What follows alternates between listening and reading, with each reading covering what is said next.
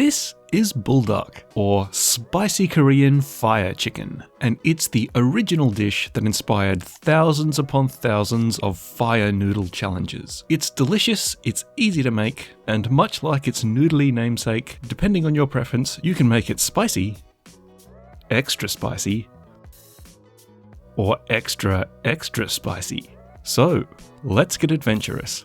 So let's start with the sauce. For around 1 to 2 servings, I'm starting with 1/4 cup of chicken stock, and then just slightly less than 1/4 cup of soy sauce. That will give us a nice salty savoury base. And then to sweeten things up, I'm adding 1 tablespoon of brown sugar. Now let's start to heat things up. This is Gochugaru, or Korean chili powder. It comes in both coarse and fine. The fine one is better for this recipe as it gives a smoother sauce, but the coarse one will work too if that's all you can find. If you can't find Korean chili powder, then any relatively mild chili powder will do a very similar job. If you like it on the milder side, I'd add 1 tablespoon of this, but for a medium to strong level of spice, I'm going in with 2. Then following the Gochugaru, we're keeping things sweet and spicy by adding Gochujang. This is a kind of sweet but savoury fermented chili paste, and it's absolutely delicious. Again, if you're trying to keep this on the mild side, 1 tablespoon of this would do, but I'd really encourage you to get a bit adventurous and go for a generous 2. It's not just for heat, this stuff packs a really wonderfully complex flavour. Trust me, you'll absolutely love it. Then following that, 1 tablespoon of roasted sesame oil, and then give that a good mix until it's all combined. To round out the heat profile, I like to add a little bit of fresh chili too. Chili powder, gochujang, and fresh chilies all hit a little bit different, so I find by adding all 3, you get the full spectrum of spicy flavours. So I'm dicing those very finely, and then putting them aside and adding about a teaspoon of freshly ground black pepper. Next, we'll prepare some aromatics to liven up the flavour even more. I'm taking about 4 large cloves of garlic and grating them with a microplane.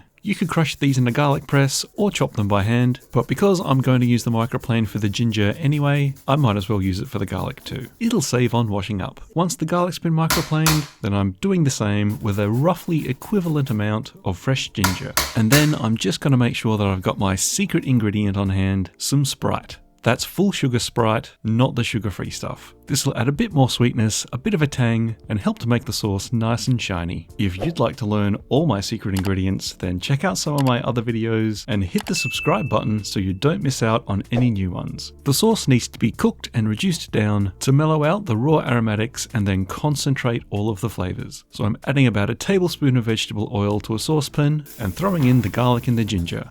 It doesn't need to cook for long. I'm giving this about 30 seconds before adding the chili and black pepper. That won't need to cook for long either, just let it sizzle for about 30 seconds and then add in the sauce mixture. And lastly for the sauce, as that's coming up to a simmer, I'm adding 1/2 cup of Sprite.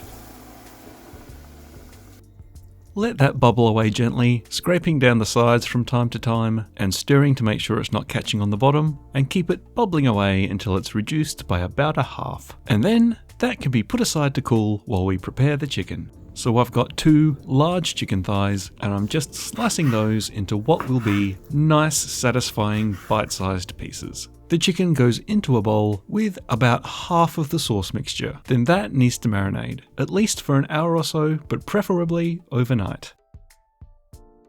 To cook this, I'm preparing a baking sheet by lining it with some aluminium foil. This will make cleanup a lot easier. Then over that, I'm placing a wire rack. This will let the air circulate around the chicken while it cooks to help get the outside nice and charred. Next up, I'm carefully placing the marinated chicken onto the wire rack, and then remembering I've forgotten to oil the wire rack first. This isn't critical, but the sauce is kind of sticky, and I think just rubbing a little bit of oil on the rack with a paper towel should help prevent stickage. So now that that's all lubed up, I'm carefully placing on the remaining chicken.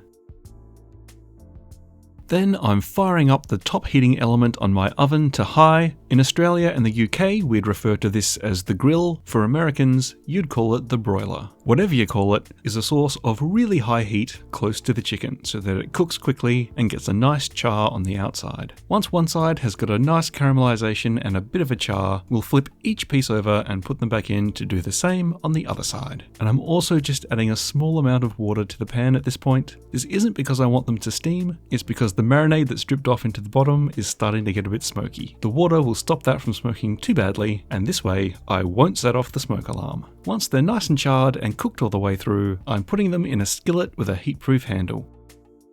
Then I'll pour over the rest of that sweet, spicy, savoury sauce, and then top that with a generous amount of grated mozzarella. Then that goes back under the grill to melt. Don't leave it in there for too long, we want the cheese to only just be melted. I really like to garnish this with some fresh chives or some green onion. This gives a pop of colour and a little bit of freshness. Now to give it a taste and check out the cheese pool. Oh, yep, that looks good. Our cheese is really nice and melty, and it's got a beautiful stretch to it. So let's taste.